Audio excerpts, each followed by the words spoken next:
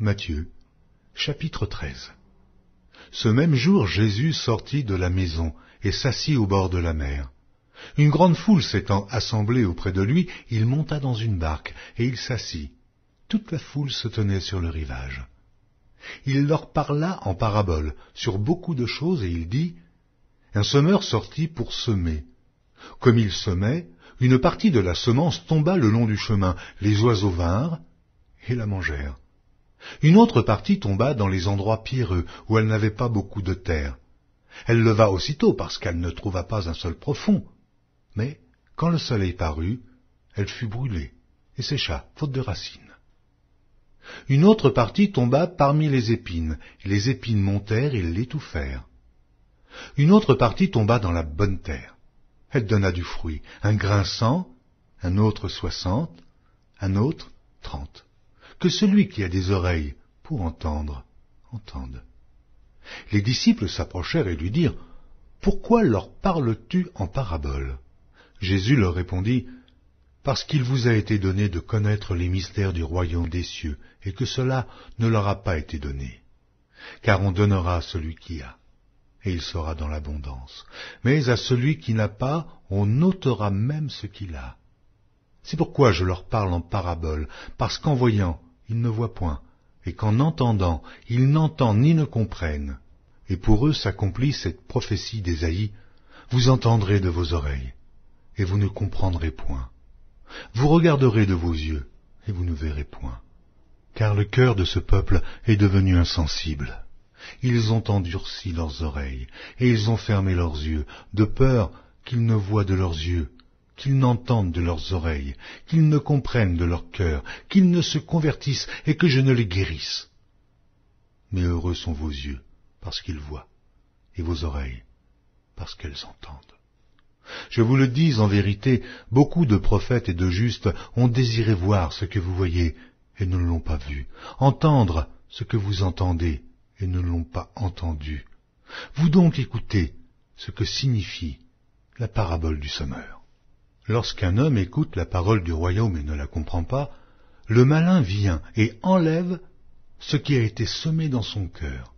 Cet homme est celui qui a reçu la semence le long du chemin. Celui qui a reçu la semence dans les endroits pierreux, c'est celui qui entend la parole et la reçoit aussitôt avec joie.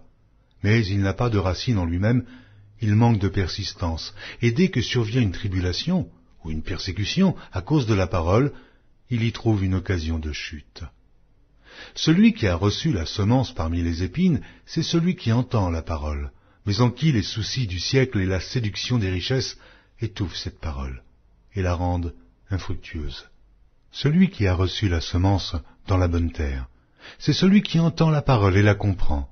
Il porte du fruit, et un grain en donne 100, un autre 60, et un autre 30. Il leur proposa une autre parabole, et il dit : Le royaume des cieux est semblable à un homme qui a semé une bonne semence dans son champ, mais, pendant que les gens dormaient, son ennemi vint, sema de l'ivraie parmi le blé, et s'en alla. Lorsque l'herbe eut poussé et donné du fruit, l'ivraie parut aussi. Les serviteurs du maître de la maison vinrent lui dire : Seigneur, n'as-tu pas semé une bonne semence dans ton champ ? D'où vient donc qu'il y ait de l'ivraie ? Il leur répondit : C'est un ennemi qui a fait cela. Et les serviteurs lui dirent : Veux-tu que nous allions l'arracher ? Non, dit-il, de peur qu'en arrachant l'ivraie, vous ne déraciniez en même temps le blé.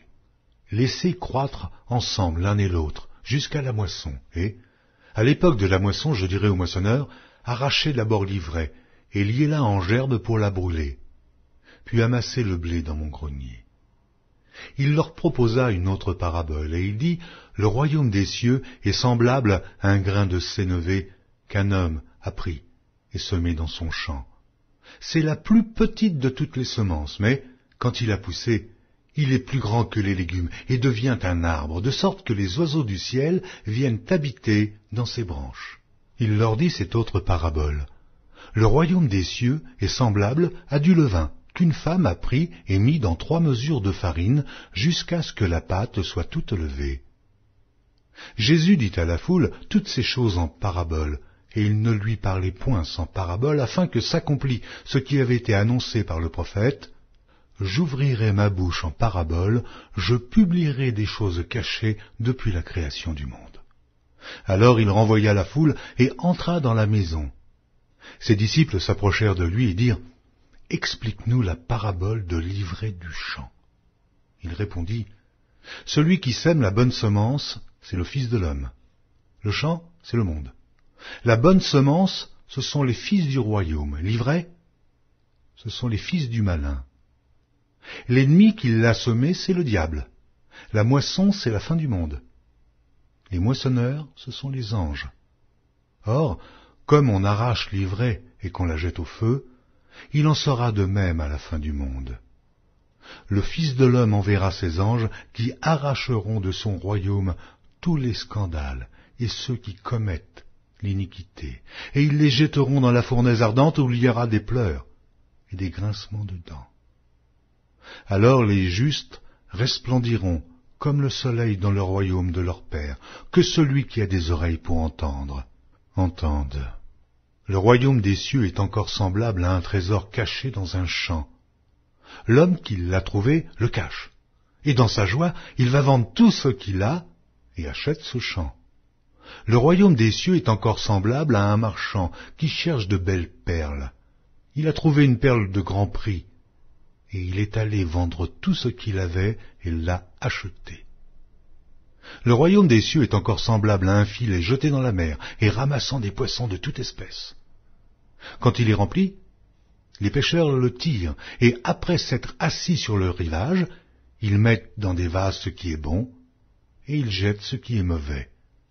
Il en sera de même à la fin du monde.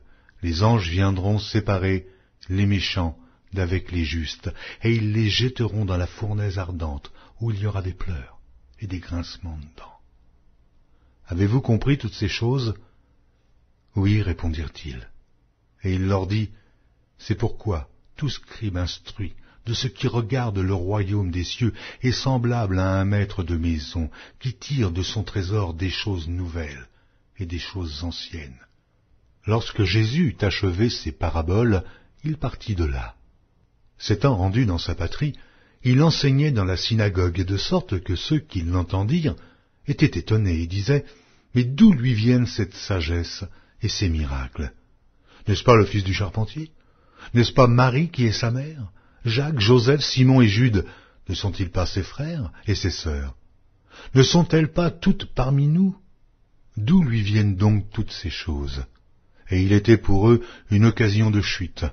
Mais Jésus leur dit, « Un prophète n'est méprisé que dans sa patrie et dans sa maison. » Et il ne fit pas beaucoup de miracles dans ce lieu à cause de leur incrédulité.